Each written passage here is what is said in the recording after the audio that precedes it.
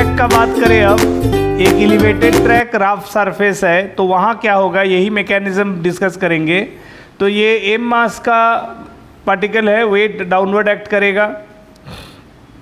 तो basic mg का component से टेंडेंसी समझने के लिए mg का कंपोनेंट को बेसिकली रिजॉल्व करते हैं। तो ये mg साइन थीटा, ये mg कॉस थीटा। अब सवाल ये है कि इस एलिवेटेड ट्रैक में जैसे ही ये घूमना शुरू करेगा, इसका अपरेंट सर्कुलर ट्रैक ये होगा।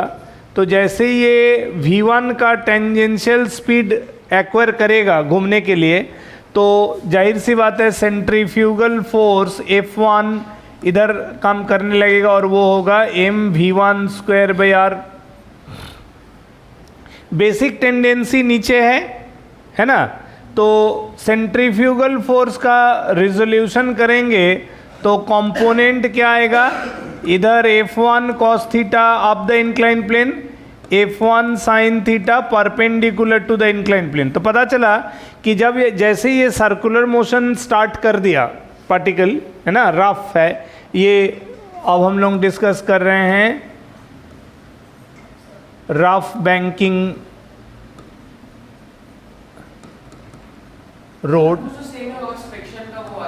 नहीं, अब यहाँ क्या है, वहाँ जैसे क्या कि सेंट्रीफ्यूगल फोर्स का component directly mg sine theta को बैलेंस कर रहा था। mg साइन थीटा कांस्टेंट, तो उसके अगेंस्ट में एक कांस्टेंट ही बैलेंसिंग फोर्स चाहिए। उसीलिए कह रहे थे कि वहाँ अलग अलग वैल्यू का सेंट्रीफ्यूगल फोर्स इमेजिन ही नहीं कर सकते हैं, क्योंकि वहाँ और कोई दूसरा कंपोनेंट है नहीं mg साइन थीटा को रोकने के लिए। यहाँ क्या होगा कि इवन वो सर्कुलर मोशन भी पॉसिबल है जहाँ सेंट्रीफ्यूगल फोर्स का जो अपवर्ड कंपोनेंट है वो mg साइन थीटा से कम है।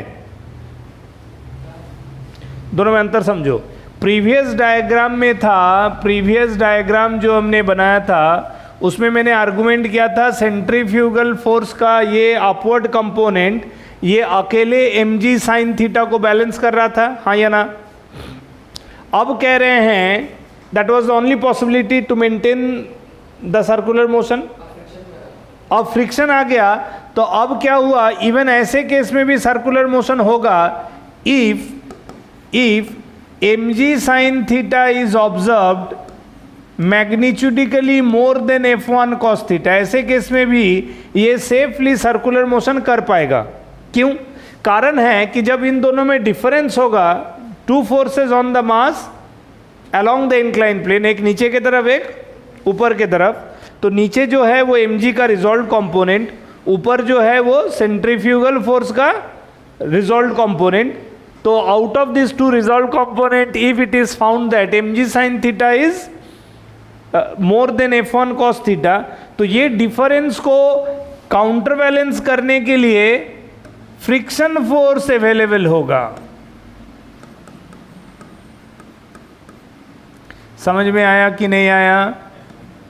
तो यहां जो फ्रिक्शन फोर्स है mu n1 is the normal reaction, यहां फ्रिक्शन फोर्स वो difference between mg sine theta और F1 cos थीटा को कंपेंसेट करके, now the introduction of this friction force will justify the balancing forces. समझ में आया?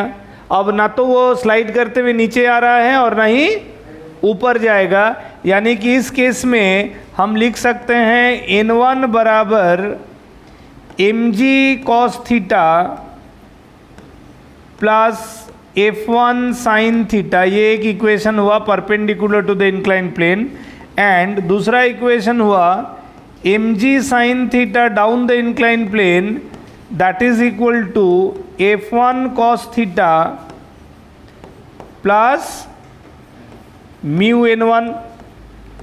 समझ में आया कि नहीं आया? ये दो इक्वेशन को साइमल्टेनियसली सॉल्व करेंगे, so we must get the v1 value, the velocity of v1, which will be considered to be the minimum velocity for maintaining safe circular motion on this rough elevated track. ठीक है? According to the solution of these two equation, कैसे हम F1 की जगह लिखेंगे ना, जहाँ जहाँ F1 लिखे हैं उसको रिप्लेस कर सकते हैं ना mv1 स्क्वायर बाई आर से। तो जहाँ जहाँ मैं F1 लिखा हूँ ये दो इक्वेशन में, वहाँ अगर मैं उसको mv1/r से रिप्लेस करूँ और सॉल्व करूँ इक्वेशन को, तो मेरे को v1 का वैल्यू मिलेगा।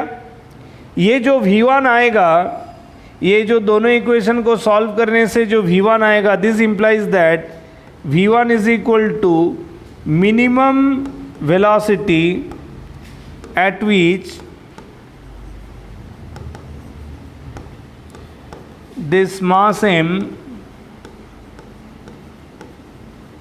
maintains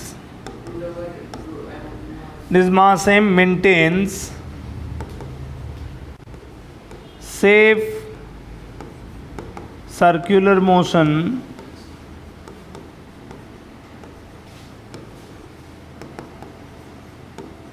on this rough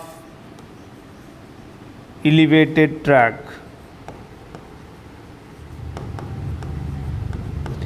मतलब अगर कभी ये मास कोशिश करेगा कि ये जो कैलकुलेटेड वैल्यू ऑफ v1 आएगा इससे भी कम मैग्नीट्यूड में वो अटेम्प्ट करेगा, तो तब फ्रिक्शन उन दोनों का डिफरेंस को काउंटर बैलेंस नहीं कर पाएगा और वो in that attempt it will ultimately fall down, moving down the incline plane.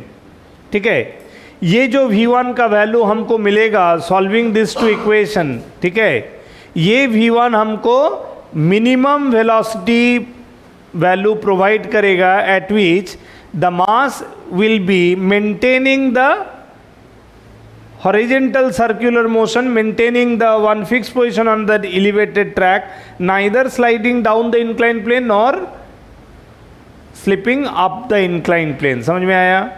ठीक है, ये बैंकिंग रोड में ये मिनिमम वेलोसिटी के साथ एक मास जो अपना सर्कुलर मोशन कंटिन्यू रख सकता है वो वेलोसिटी। अब हम लोग कई बार प्रैक्टिकली एलिवेटेड हाईवे ट्रैक में एक लेन में से दूसरा लेन का व्हीकल को ओवरटेक करते हुए देखते हैं। इसका मतलब है कि दोनों व्हीकल अगर सरवाइव कर रहा है सर्कुलर मोशन में, यानी अलग अलग वेलोसिटी के साथ रफ एलिवेटेड ट्रैक में पार्टिकल घूम सकता है। So it is true, minimum ये v1 हुआ, इस तरह का कई वेलोसिटीज होगा और हम लोगों को एक maximum upper limit of velocity value दिख सकता है। ना तो उस अपर लिमिट से ज़्यादा का वेलोसिटी एक एलिवेटेड ट्रैक में परमिसिबल है और ना ही इस v1 से कम का वेलोसिटी में एक पार्टिकल का सर्कुलर मोशन परमिसिबल है। यानी कि रफ एलिवेटेड ट्रैक में एक range of velocity value permissible है, certain minimum to certain maximum. You will be overturning from the track, overturn करेंगे, आउटवर्ड टपल होगा तुम्हारा व्हीकल का। ठीक है, तो तो होगा क्या, ये तो हमारा मिनिमम वेलोसिटी का आर्गुमेंट हुआ, उसका मैकेनिज्म हुआ। फॉर मैक्सिमम वेलोसिटी यहाँ क्या होगा, देखो मिनिमम में हम क्या देखा था कि mg sin theta was appearing more in magnitude than f1 cos theta. अब जैसे जैसे स्पीड बढ़ता जाएगा f1 का मैग्नीट्यूड बढ़ेगा। क्या स्पीड बढ़ने से mg sin थीटा का वैल्यू में कोई चेंजेस आएगा? नो, ट्रैक का एलिवेशन तो कम बेसी नहीं हुआ, मास अपना m का वैल्यू चेंज नहीं किया, g अपना चेंज नहीं हुआ, थीटा चेंज नहीं हुआ, तो mg sin theta will always appear as a certain constant tendency on the mass down the incline plane. तो जब हम mg sin थीटा को मेंटेन रखेंगे, जब हम एक सर्टेन एलिवेशन में mg का कंपोनेंट को मेंटेन रखेंगे एज mg sin थीटा, ठीक है, तब यानी कि मेरे को डाउनवर्ड स्लिप होने का जो चांसेस है वो हमेशा से कांस्टेंट बना रहेगा।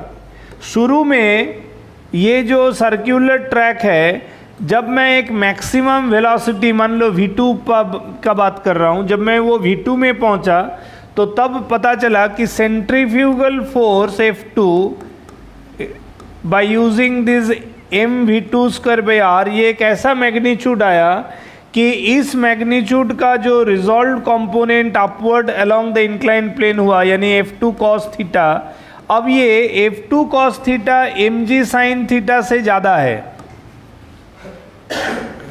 पहला कंडीशन जो V1 था, उसके बाद जैसे जैसे स्पीड बढ़ाने लगेंगे centrifugal force her bar with increasing speed बढ़ने लगेगा, F cos थीटा बढ़ने लगेगा, mg के साथ उसका गैप घटने लगेगा, एक समय दोनों खुद ही एक दूसरे के बराबर हो जाएगा। लेकिन मान लो हमने सर्कुलर मोशन का हायर वेलोसिटी वैल्यू एक्सपेक्टेशन को छोड़ा ही नहीं और बढ़ाने लगा, तो एक समय आएगा जब ऊपर का फोर्स नीचे वाले फोर्स से ज़्यादा होगा, और उस समय फ्रिक्शन फोर्स जो है खुद को नीचे एडजस्ट करेगा। Friction force will act down the incline plane to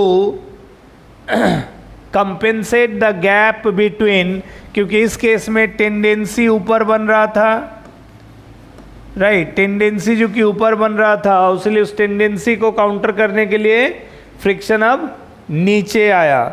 चूंकि फ्रिक्शन का एक सर्टेन लिमिटिंग वैल्यू होता है, फ्रिक्शन तो अपना मनचाहा इन्फिनाइट रेंज तक नहीं जा सकता है ना, तो उसीलिए फ्रिक्शन एक सर्टेन गैप को फिलअप कर सकता है, नॉट एनी गैप। इसीलिए एक ऐसा समय आएगा जब हम देखेंगे N2 का value is equal to mg cos theta plus F2 sin theta as the first equation, and second equation में कहेंगे mg sin theta plus friction that is mu n2 is equal to F2 cos theta। ये जो second equation along the inclined plane है, ये दोनों का solution जो V2 देगा, समझ में आया, वो होगा maximum speed with which a vehicle can think about moving along a path of